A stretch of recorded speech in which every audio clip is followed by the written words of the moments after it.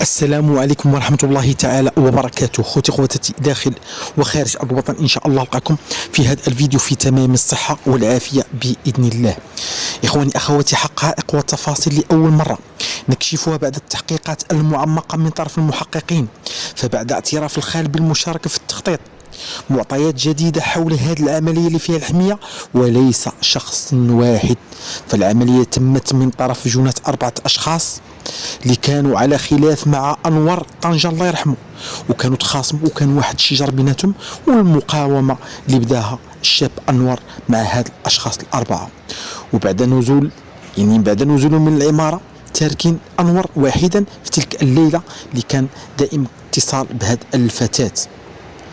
فهذا الشيء كامل تقام في لحظة غياب العساس على باب العمارة لأسباب طارئة من عائلته، واللي كان مشى على وجه السرعة تارك العمارة بدون حراسة. وهنا فين كان تحقيق مع هذا العساس اللي ما عطاه حتى شي شهادة كون أنه شاف هاد المجرمين أو هاد الفتاة داخل هاد العمارة في تلك الليلة أو ليلة الجمعة. على أي التحقيقات المتواصلة والمعمقة مع الفتاة والخال اللي اعترف بالمشاركة في هذه الجريمة من باب التخطيط لهذه العملية مسبقة، بعد علمهم بوجود مبالغ مالية داخل الشقة اللي كتملكها عائلته اللي كتقطن بمدينة العرائش، خصوصا والحساب تيك توك والانستغرام اللي كيجني منها مبالغ مالية.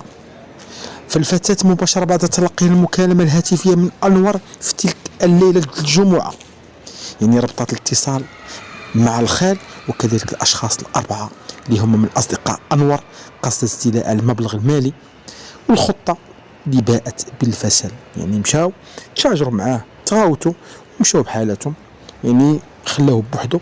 وهنا فين غتجي هاد الفتاة لتلك الليلة وغتدخل وغتدوز مع ديك الليلة حتى غتقوم ديك الفعلة ديالها من بعد ما عطاتو ديك المنوم كما جاء في التشريح الطبي وكذلك الاعتراف ديال هذه الفتاة.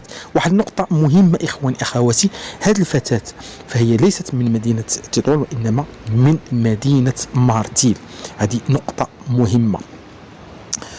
فالأشخاص الأربعة اللي كانوا جاو تلك الليلة ليلة الجمعة من بعد ما كان تم التحقيق معهم من طرف المحققين، قالوا أنهم كانوا جاو غير شافوه وخرجوا، بحال أي كسائر الأيام اللي كانوا دائما كيجوا عندو، وطلقوا الصراحة ديالهم. ولكن اليوم قامت النيابة العامة باستدعاء هاد الأصدقاء الأربعة مرة ثانية من أجل إعادة التحقيق في هذه المزاعم.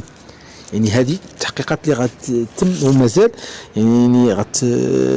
يعمقوا في هذه العملية، لأن هناك حقائق ربما غتكشفها الأيام القليلة القادمة إن شاء الله. فالتحية والتقدير للأمن المغربي يستحق كل الاهتمام والاعتراف.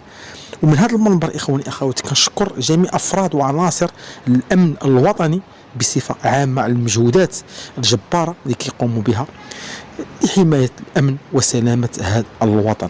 إخواني أخواتي، على أي فهاد الجنات بما فيهم الخال وكذلك هاد الأشخاص الأربعة اللي كانوا كيكنوا واحد الحسد والحقد لهاد أنور الله يرحمه، كونه أنه كيجني أموال طائلة من هذاك الحساب ديال تيك توك وكذلك انستغرام.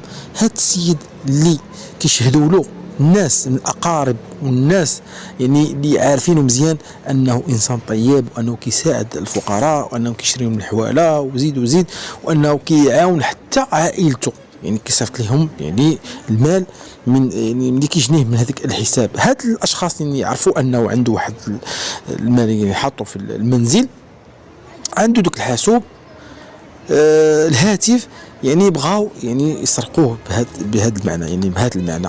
فهاد الناس اللي هاد الجنات الأربعة وهاد الخال اللي كانوا طمئنوا هاد الفتاة بأنها غادي تخرج من هاد القضية إلى حصلوها.